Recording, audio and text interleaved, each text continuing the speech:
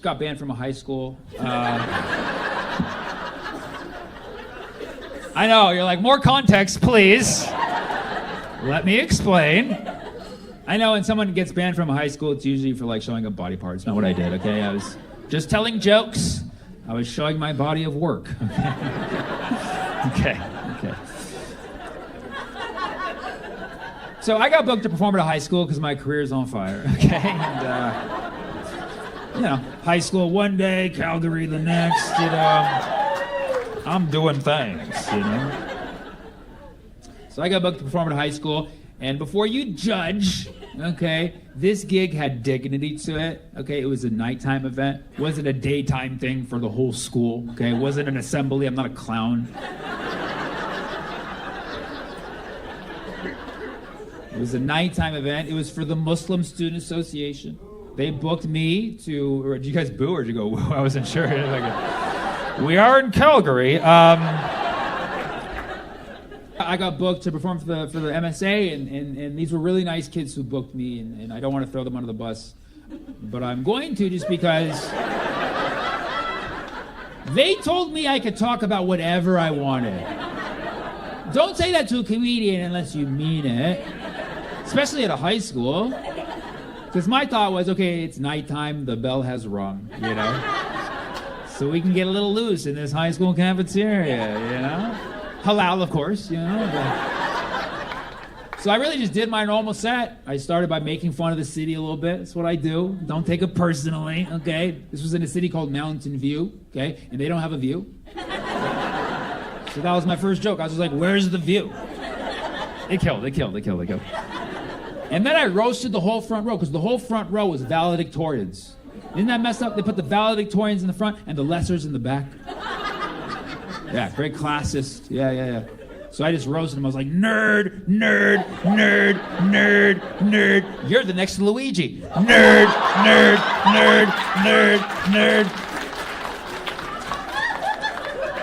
I was connecting,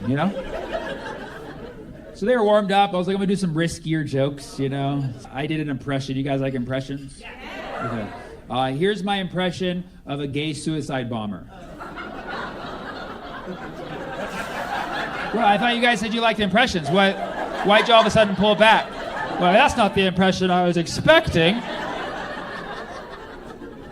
Well, here's my impression of a gay suicide bomber. Should I wear the jacket or the vest?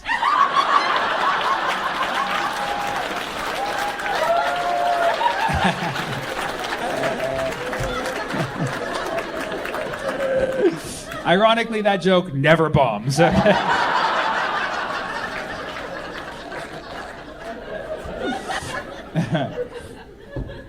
So yeah, they were warmed up at that point, So I was like, all right, I'm gonna do some political jokes for these 14-year-olds. And then so what? I did 2 jokes about Israel. Didn't know you couldn't do that at a high school. Okay? Yeah, just 2 jokes about Israel. Just 2 jokes. They're both 10 minutes long, but just 2 jokes. 80% of my set only. And the next day, an email went out to the entire school. It went out to the kids, it went out to their parents, it went out to their parents' parents, it went out to dead relatives in these kids' family, and it was directly from the principal, and it basically said, we would like to apologize for the random guy who was at our campus last night. We don't know how he got there, but he does not represent our values or our views, even though we don't have views in Mountain View. I made the last part up, but and then he went on to say, he said, this comedian's jokes, and he put jokes in quotations, so hurtful. He said, this comedian's jokes were both derogatory and anti-Semitic. Now, in his defense, he definitely had one of those right. They were definitely derogatory, okay? They were not nice. But anti-Semitic, get the out of here, dude. Get the out of here, man. Get the out of here. No. I was not saying anything about religion or an entire group of people. No, I was criticizing a government that's committing genocide. That's not anti-Semitic, you idiot. You're out of high school, read the books that you have, and you'll see that genocide is bad. Also, I am Semitic. Shut up. Shut up. When are people going to learn that Arabs are Semitic? Okay, Semitic means people who speak Semitic languages, of which Arabic is one. The term Semitic was coined in Germany. You already see where the problem started. Germans love to classify people, and so they created the term Semitic in the 1700s, and within a few years, they already needed the term anti-Semitic to describe the people who were hating on us so mad, right? So they created the term anti-Semitic to reflect hatred towards all Semitic people, but then that term got popularized by the Nazis, not sure if you heard of them, okay, who self-identified as anti-Semitic because it made their hate sound more professional. Because people were like, you're anti-Semitic. They're like, yeah, that's me. Like, no, that's not, you don't want that. They're like, no, it's very nice, yes. And so that term spread, and the Nazis popularized it with only the interpretation of hatred towards the Jews. So they completely left Arabs out of the definition. As if you needed another reason to hate the Nazis, they completely erased Arabs from the definition of anti-Semitism. And frankly, we just wanted to be a part. You know? And I know this is all Semitic semantics. Okay? But I'm just saying, you know, if you can use the term Semitic and the term anti-Semitic means something different, like that's a mind for all the people involved. You know what I mean? You know, I was talking to this with my Jewish friend. He's like, so you're saying you don't want us to use the term anti-Semitic? I'm like, no, that's not what I'm saying. I'm just saying use it, just include us. You know what I mean? Like, we just want to be a part. We're getting FOMO over here, man. Just, you know, include us. Like, let us be in, you know. In fact, anti-Semitism is just like Palestine. You're welcome to use it. Just don't kick us out. Pretend like it was never ours. You know what I mean? Like, that's literally all we're asking.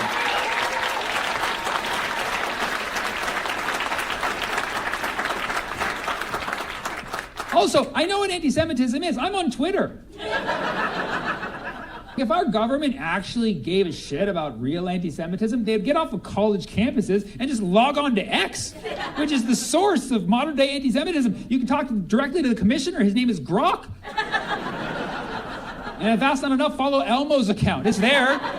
It's there. And as a Semitic person watching anti-Semitism, it's not about me, you know, feeling left out. At some point, you do realize that all of the anti-Semitic stereotypes and tropes, you guys know because you're in Alberta, all the anti-Semitic stereotypes and tropes really can be said about Arab people. We just don't get credit like that. And I think that's messed up. And I know I'm the only one who's going to die on this hill. Okay? But I'm willing to say it. I'm willing to say it. Okay, guys, safe space. Let's be honest. Okay? Those stereotypes are about us too. Okay? Yes, let's be honest. What is the most common anti-Semitic stereotype and trope? Don't say it out loud. What is the most common anti-Semitic stereotype and trope? It's that, I said don't say it out loud. Someone get your auntie over here. Wow, jeez. No, it's that Jews are good with money and business. Habibi, are you kidding me right now? Are you serious? We are so good at business. After every halal cart cleaning up in New York City, that's how Zoran's gonna win. We are good at business, okay? There's hummus in every grocery store. We are good at business, Habibi. Arabs are good at business. Arabs and Jews are both good at business. If Arabs and Jews start a business together, we could take over the... Okay, listen. We are good at business, okay? You know, every sane person knows that stereotypes are just stereotypes, okay? You know, we know that it's racist people who push these things like, oh, the Jews control the weather. There's no evidence of that, okay? However, in Saudi Arabia, they are seeding rain clouds right now. Why are we not getting credit for controlling the actual weather? We are literally making it rain in the desert right now. Right over the Riyadh Comedy Festival.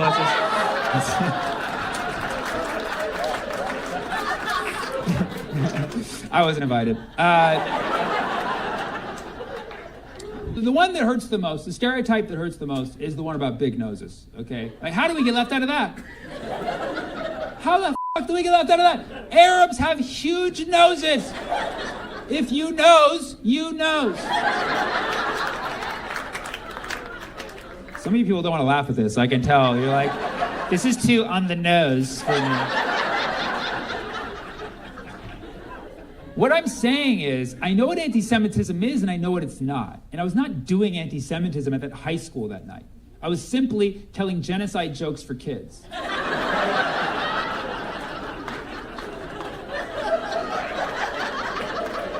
So somebody has to.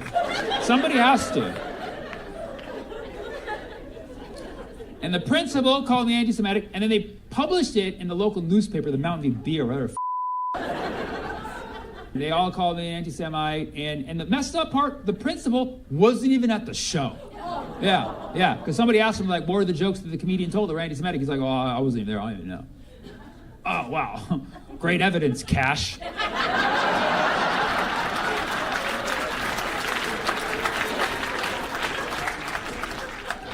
So I was like, I was just anti-Semitic just for showing up, So I had to look into it. Sometimes you gotta be your own private detective, okay? And I found out that the kids, they posted my face on a flyer. I asked them not to, but they posted my face all around the city of Mountain View, the city of no views, okay? So a bunch of viewless people saw the flyer, and then I think somebody saw it and they're like, oh, let's go to that show to stir some things up, because people do come to my shows sometimes to do that, to stir things up, and you've probably seen videos of it. And this was just like a very mild case of it. Somebody came to my show and told on me to the principal. Like, that's basically, yeah. Ain't that a bitch? I got snitched on at a school I didn't even go to.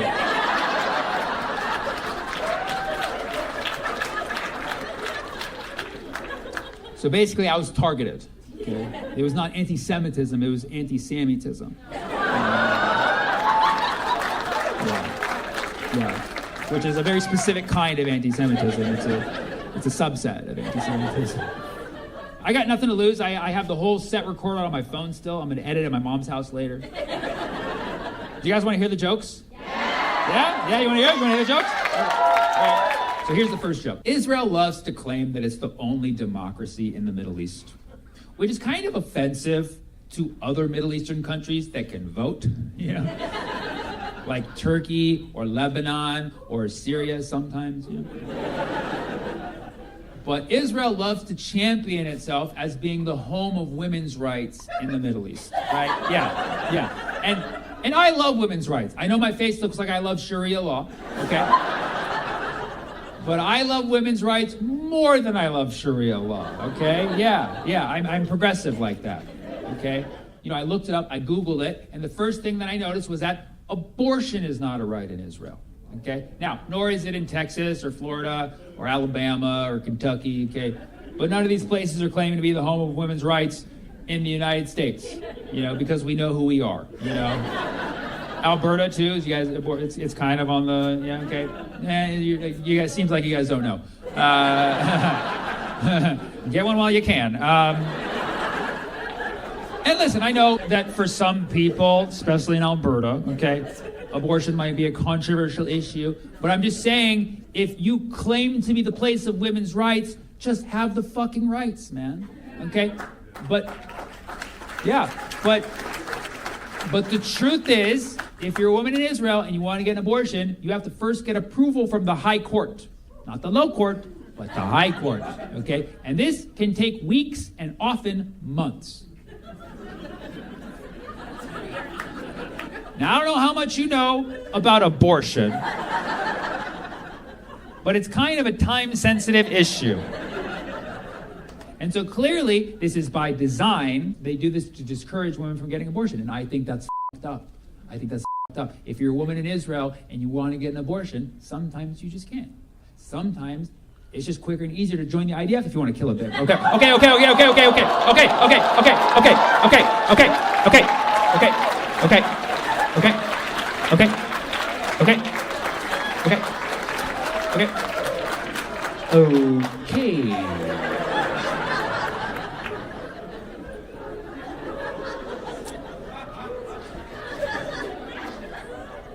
Yes, I said that joke at a high school, okay?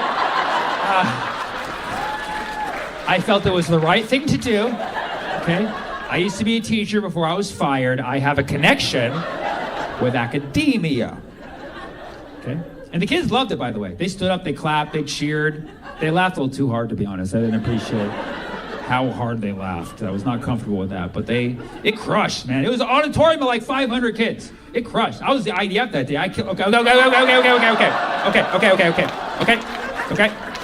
Okay. You get it. The UN gets it, finally. Bernie Sanders gets it, finally. Okay. That was just the first joke, okay? That was the milder one. The next joke is a bit more controversial, but I would say more relatable, okay? The next joke is about a world leader. Now, I'm not going to say his name because I don't want to get sued for defamation. So let's just say this guy uses Gmail because he's Netanyahu.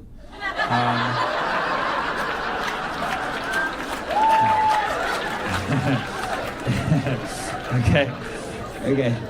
It's Benjamin Netanyahu, guys. I just want to make sure just want to make sure. There was people looking like, who uses Yahoo Mail in 2025? It's Benjamin Netanyahu, guys. I won't get in trouble for saying his name anyways. It's not his real name, so. It's Milikowski. So, Benjamin Milikowski, a.k.a. Netanyahu. I start this joke by asking the crowd, are there any fans of Netanyahu here? Okay, that's the typical response. Usually more boos, but it's too late. It's too late. You guys showed your true colors, Alberta. Got my eye on you here. Now I get why the boo. I heard the boo earlier at MSA. But yeah, I asked this joke everywhere, and nobody says yes. This guy doesn't have fans. It's kind of sad. And I don't just perform for pro-Palestine crowds. I perform for everybody. I do Zionist crowds. I've been to Florida. I've been everywhere. And not one fan of the Netanyahu. I think we're at the point where we can all agree most of the world knows that Benjamin Netanyahu is an evil man. Okay? I think we're at the point where most of the world will agree that Benjamin Netanyahu should not be in power. Okay? Even his own people feel this way. People in Israel have been trying to vote him out. They've been having corruption trials to get him out. There's political parties shifting around to get him out. There's coups to try to get him out. There's assassination attempts to get him out. But you can't get rid of this guy. He's just there. And sometimes, in situations like these, when you can't remove someone democratically, not saying what you know that's like, Canada, okay? But sometimes, when you can't remove someone democratically, sometimes the higher power, or whatever you believe in, perhaps karma, might have an alternate plan, okay? Now, don't get mad at me for just relaying the news, but if you weren't entirely aware, Benjamin Netanyahu has cancer. I'm not asking you to get excited. I'm not asking you to get excited, okay? But I'm also not asking you to get sad.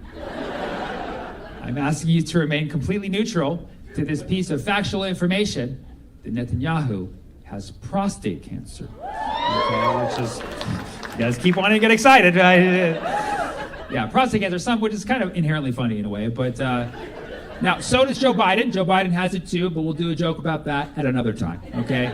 I already wrote a joke about Joe Biden having prostate cancer, but he forgot it.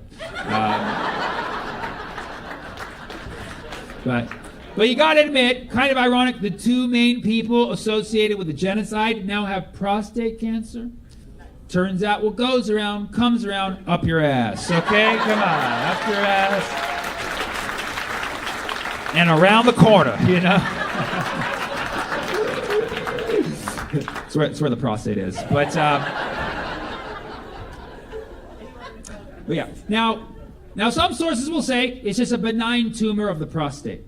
Okay? But we all know that cancer is cancer. Cancer can grow at any time. It multiplies. Cancer essentially is the ultimate colonizer.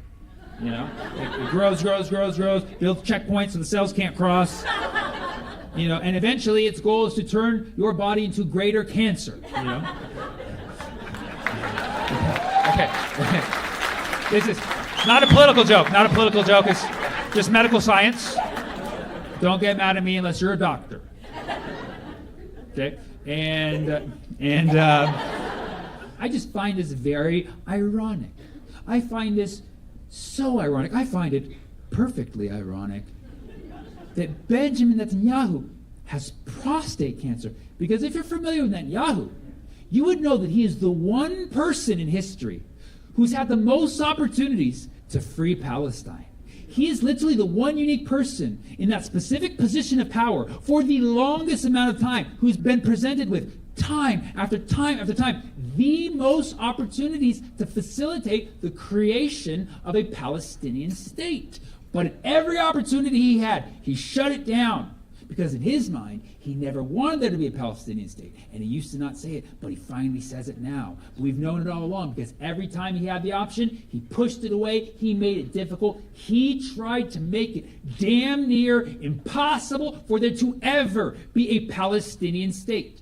So can we not at least just observe the irony here? That because this man was not pro-state,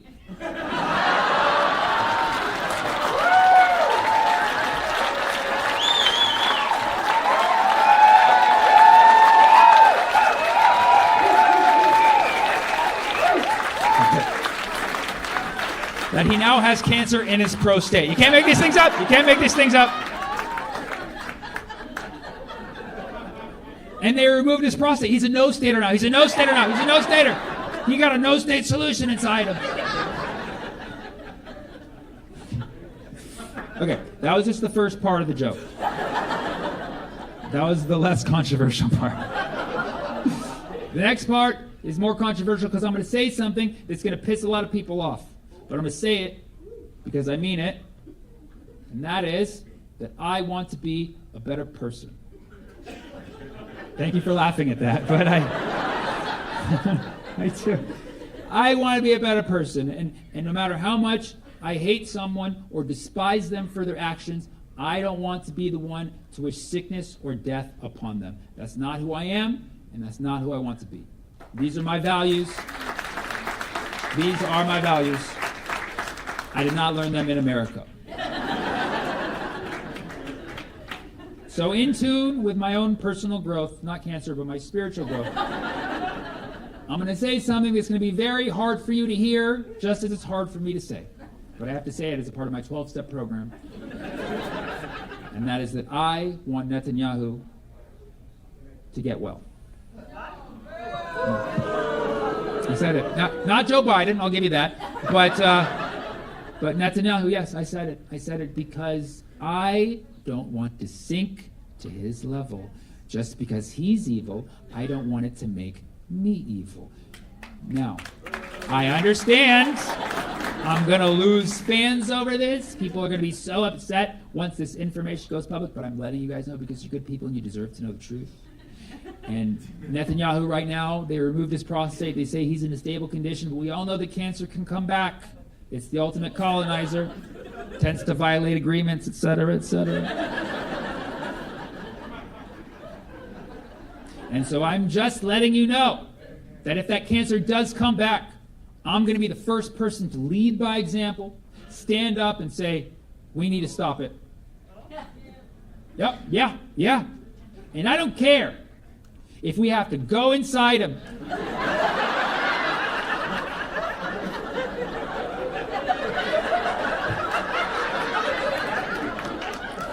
Then we will go deep inside him. Just get in there and just bomb the cancer. Just bomb the cancer to oblivion. Carpet bomb the cancer. Go inside of his colon, in the tunnels of his colon. Bomb the cancer. Oh no, Hamas! Bomb the cancer. From the prostate to the pee, he will be cancer-free. You understand me?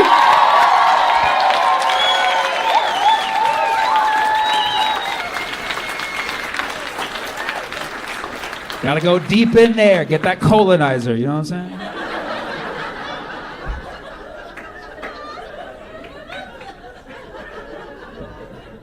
Now, of course, after this very intense operation, this intense military surgical operation, his colon will look like a demolition site. And at that point, Trump can occupy it. So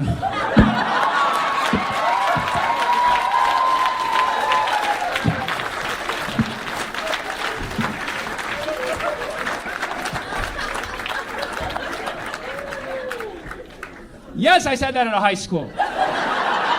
Who cares, man? The kids gotta learn. You're like, but Sammy, this was at a Ramadan iftar event. Okay.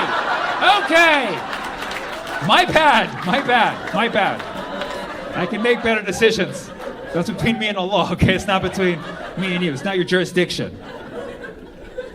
But what I'm saying is, I don't do high schools anymore. But if you need someone for pre-K through 6, I got you, dude. I got you.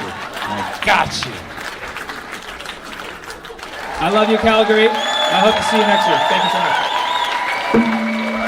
much. I have to tell you, I'm alive.